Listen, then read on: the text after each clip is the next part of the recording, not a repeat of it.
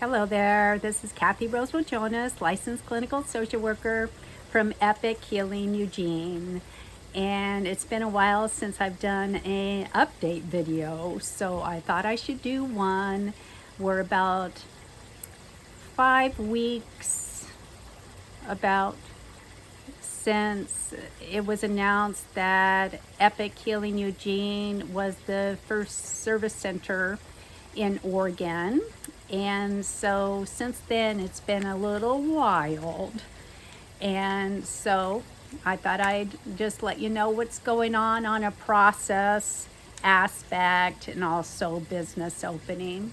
So we're actually in our little courtyard here, and here's our brand new water feature. Part of our process has been for some of our staff to act as clients and to get a feel for our environment here at Epic, and also learning about dosages and how to provide the psilocybin services as well as the facilitation services, which is really two aspects of a business model that we're rolling out. And so I thought I'd just give an update on some different things that have been going on. So, first of all, what is a service center? A service center sounds so large. We're not. We are just two counseling offices, a little suite in a professional office building. Our suite is two offices separated by a little hall and a bathroom and a little courtyard. Our courtyard we filled full of flowers, and it has a little bench, and it has a bird bath, and we get little visitors, birds and hummingbirds, and we're trying to make this as homey as possible, but it is very small. A lot of people think of a service center as something really large, and also it must be really financially abundant to have a big service center. That is not us. We are very small. It is funded by my husband and I. This has been a very expensive endeavor, as I've talked about in other YouTube videos, as well as different interviews that I've been giving.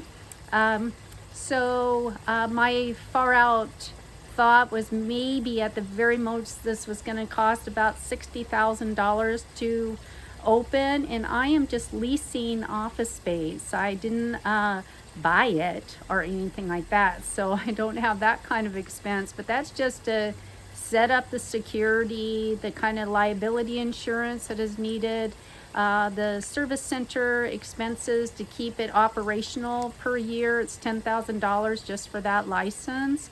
My facilitator training, $9,000. Keep my license as a facilitator active, $2,000.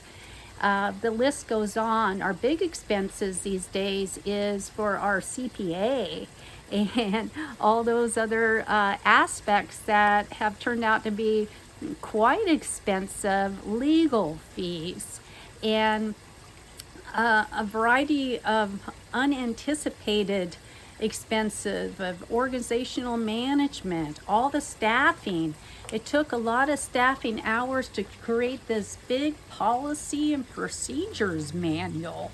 Part of creating a policy and procedures manual, though, the second stage of that is actually the implementation of a policy and procedures manual. So we've actually been really busy for the last month trying to figure out how to do all the different requirements that Oregon has set forth. They spent 2 years in planning of creating about 72 pages of regulations. And so as a service center and also as facilitators and service center workers, everybody has different regulations that they have to follow, different rules. So we are in the process of figuring out all of that, and that takes a lot of time and coordination and expense. The other thing that's going on here is In this policy and procedures manual, something that I didn't quite understand, it's like as big and as complicated as running an agency. As a small business owner, somebody's been used to just running a counseling business and a neurofeedback business and also did ketamine work. It was much easier. That was much easier. Running a couple days of ketamine service and doing my private practice was something that I was really busy doing it, but it was not this difficult at all. Now, if I would have known how difficult this was going to be, because it really is very complicated, would I have still done it? Well, yes, because there's the inner drive to create this thing. It's the unexplainable cosmic to-do list that I was given in 2015 from Mother Ayahuasca. I actually write about this in my book, Metamorphosis and Awakened Heart, with teachings from my Mother Ayahuasca. This is, besides writing that book, this is the most difficult thing that I have done to date. It has been fraught with difficulties. There's always something new. There's always like a curveball. And it has not been the most supportive endeavor. I've gotten a lot of negative feedback from the internet, social media, mostly because of the prices that I'm charging. And as a small business owner trying to do this thing, I've always planned on wanting to have accessible services, but in order to have accessible services, you have to generate a certain degree of wealth in order to afford to do scholarships and free services for people. And I am still on that mission to do that. We do have a pay it forward fund. We do have sliding scale range. Upward ranges are what we're hoping people will pay, so we can take part of that to donate to the Pay It Forward Fund. So therefore, with that, then we can afford to do sliding scale and also scholarships. But it's a very humble fund right now, so there's not very much money in it. So we're hoping people will come through and help us out on that. We hope to grow. We hope people will support our vision. We are a very small service center with big hearts. And when people come to us, what we're offering is more of an intimate experience, more of individualized services. Our groups are going to be like groups of 2, 3 people, maybe up to 5 in a pinch. It's not going to be a big, that's just not what we are, is to perform and to offer multiple sessions at the same time just because we don't have the space. What we would like to do is we'd like to grow. We would like to hopefully end up in a second location, because we'd like to keep our intimate setup here, because it's pretty sweet for the right people that want to come to us in this setting. We've tried it out for the staff here, and it has some really special things going for it. But we do want to be in a bigger space so we can offer groups and retreats. We can have place to sing. We can have place to dance. We can have more space. But right now, this is what we have.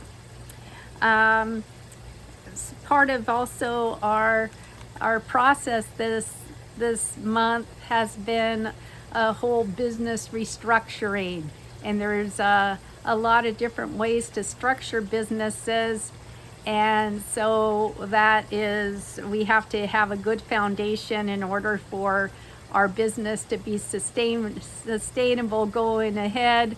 So we're having to take a step back, and that's part of the expense of trying to figure out what is the best way to stay sustainable going into the future. And these are really hard decisions. They're really expensive decisions. It's not something that you think about when you're just trying to form a healing service and you feel passionate about being able to provide this very unique, organic, down-to-earth healing modality, you know. So let's see, what else do I have to say? I guess I'll say this, is that there hasn't been very much support from the psychedelic community. I get some support, but I know a lot of people have been very concerned about Epic's prices. Also wondering is like, why would people want to come to us? What are we offering? What are we advertising? So I'll say a few words on that, since I've had so many requests from media and people reaching out about that. So here's a few statements that I'll make. Oregon state guidelines specifies very clearly that what we're offering here is a non-medical model. So even though we have staff that have medical backgrounds, I'm a licensed clinical therapist. I have, 35 years plus in nonprofits and in hospital settings, private practice. We have some people with nursing backgrounds.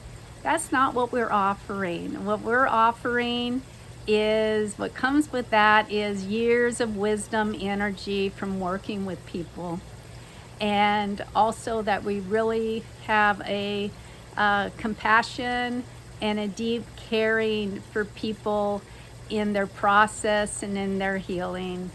Those are the intangibles of what we're bringing to our practice.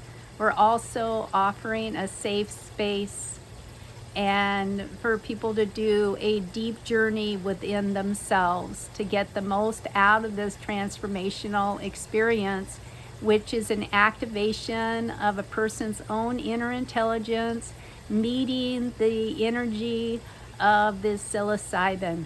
And we're not doing more than that. All we're doing is providing the safe space and anticipating and listening for if a person needs assistance to feel more comfortable, or if they're afraid, or they need a little coaching to remember to breathe.